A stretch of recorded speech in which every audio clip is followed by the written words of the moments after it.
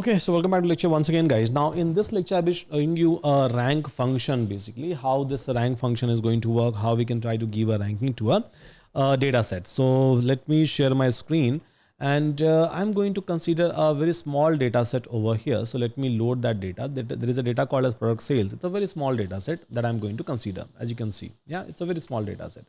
So just load this data.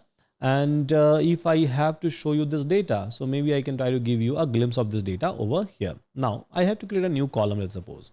And in this new column, I have to put a rank 1, 2, 3, and so on. And I have to put those ranks based on the sales amount. So for example, this amount is high. So obviously I should put like a 1 over here. This amount is lower than the previous one. So this should go ahead with 2, then 3, then 4, and then 5, something like this I have to give. So how I will be able to do that? Let's try to understand how I will be able to give a rank. So here inside this product sales, I can go and I can try to create a new column, and here I can try to write the formula. So I can try to give a column name product rank, let's suppose product rank, and here so I can try to call a function called as rank x. I can call all over here so that it can remove all the filters, right? So it can remove all the filters from a product sales, and then I have to apply a rank. So I can try to select my product sales, basically sales amount. Yeah, so product sales amount, I have to apply a rank on top of this one.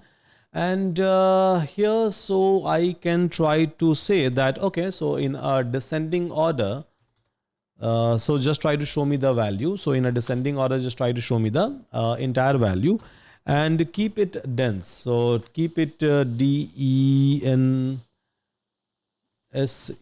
So keep it basically dense. Now if I'm going to hit enter, let me check if I'm making some mistake. There is one parameter. So yeah, so here you will be able to see that it is trying to give a rank. So here sales amount is 2500, it's 1, and then like a 1802. So yeah, I'm able to get a correct rank over here. Now what is the meaning of this descending order? So obviously it should show me everything into a descending order.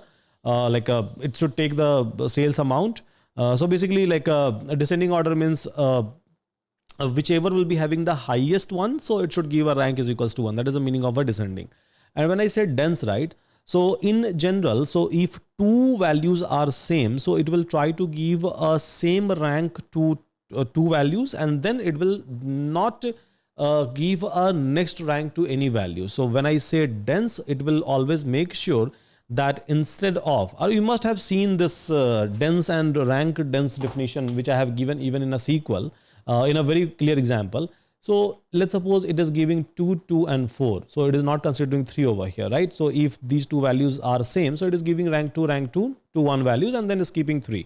Now when I say when I say dense, by the way, so dense simply means that it will not skip that part. So it will give 2, 2, and then 3. So it will not skip any numbers in between. As simple as that. So that's the reason we have a dense. It's the same concept coming from a SQL side in a SQL. So if you have any kind of a confusion, so please try to go through that. You will be able to understand, because over there I have given you a separate example just for a rank and a dense rank. But yeah, it's same concept, same fundamentals that we are talking about even over here. So hope all of you are able to understand that what is a rank and how rank works in terms of Power BI DAX function. So with that, thank you so much everyone. Take care and see you again.